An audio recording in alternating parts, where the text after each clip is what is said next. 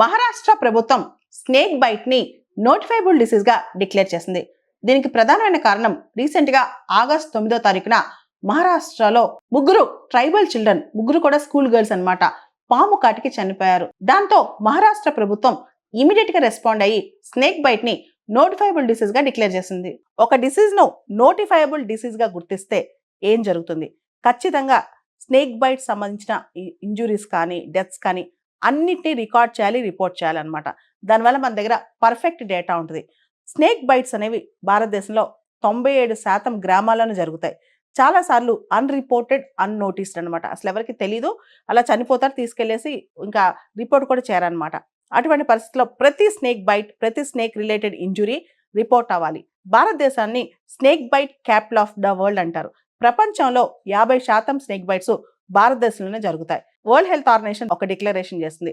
2030 కల్లా, అంటే 2030 కల్లా కూడా 50% స్నేక్ బైట్ రిలేటెడ్ డెత్స్ తగ్గించేయాలి.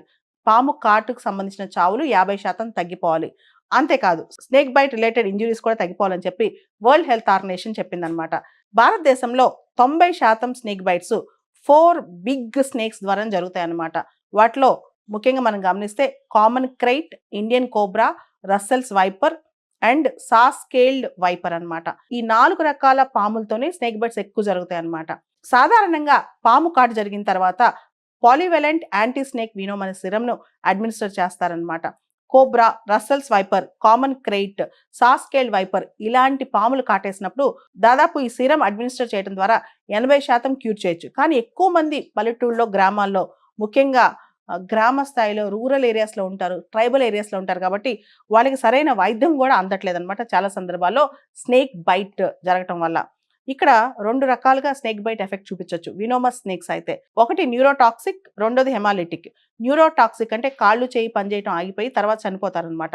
హెమాలిటిక్ అంటే బ్లడ్ క్లాట్ అవ్వదు, బ్లడ్ అంతా రక్తం విరిగిపోద్ది అనమాట, బ్రేక్ అయిపోద్ది అనమాట. సో న్యూరోటాక్సిక్ లేదా హెమాలిటిక్ ఎఫెక్ట్స్ స్నేక్ బైట్ వల్ల రావడం వల్ల జనం చనిపోతారనమాట. దాదాపు ప్రతి సంవత్సరం భారతదేశంలో 30 నుంచి 40 లక్షల స్నేక్ బైట్స్ జరుగుతుంటే 50,000 మంది చనిపోతున్నారంట ప్రతి సంవత్సరం భారతదేశంలో. దీనికి సంబంధించి ఎక్కువగా స్నేక్ బైట్స్ జూన్ నుంచి సెప్టెంబర్ మధ్యలో మాన్సూన్ పీరియడ్లో ఎక్కువ జరుగుతాయి. దాదాపు 70% స్నేక్ బైట్స్ అనేవి బీహార్, జార్ఖండ్, మధ్యప్రదేశ్, ఒడిశా, ఉత్తరప్రదేశ్, ఆంధ్రప్రదేశ్, తెలంగాణ, రాజస్థాన్ మరియు గుజరాత్ రాష్ట్రాల్లో జరుగుతాయంట.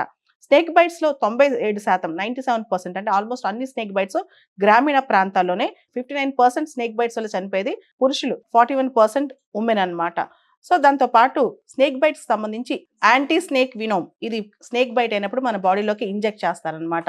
అయితే దీని అవైలబిలిటీ అన్ని చోట్ల ఉండటం, క్వాలిటేటివ్ ఏఎస్వి యాంటీ స్నేక్ వినోమ్ తీసుకురావటం, దాని యొక్క కాస్ట్, దాని యొక్క ప్రైస్ కూడా అందరూ ఎఫోర్డ్ చేయలేరు. దాన్ని ఎలా అడ్మినిస్టర్ చేయాలి అనేది కూడా డాక్టర్కే తెలుసుద్ది అనమాట. ఇవన్నీ చేయాలంటే అంత ఈజీ కాదు. దాంతోపాటు చాలా మందికి వాళ్ళు పాము కాటేసంగానే ఎలాంటి పాము వాళ్ళని కాటేసింది, నిజంగా అది వినోమస్ అంటే విషపూరితమైందా కాదా, ఇలాంటిది కూడా చాలా మందికి తెలియదు అనమాట. అందుకని అమాయకులు, చాలా మంది ట్రైబల్ పీపుల్ పాము కాటుకు బలైపోతూ ఉంటారు. కాబట్టి నోటిఫైబుల్ డిసీజ్ చేయటం వల్ల ప్రతి పాము కాటుకు సంబంధించి సరైన యాక్షన్, సరైన డేటా, సరైన అవగాహన, క్యాంపెయిన్స్ అన్నీ జరుగుతాయి. ఫండింగ్ కూడా పెరుగుద్ది అనమాట. ఇలాంటి డిసీజెస్ కి, వీటి స్ప్రెడ్ ఆపడానికి ఫండింగ్ కూడా బాగా పెరుగుతుంది.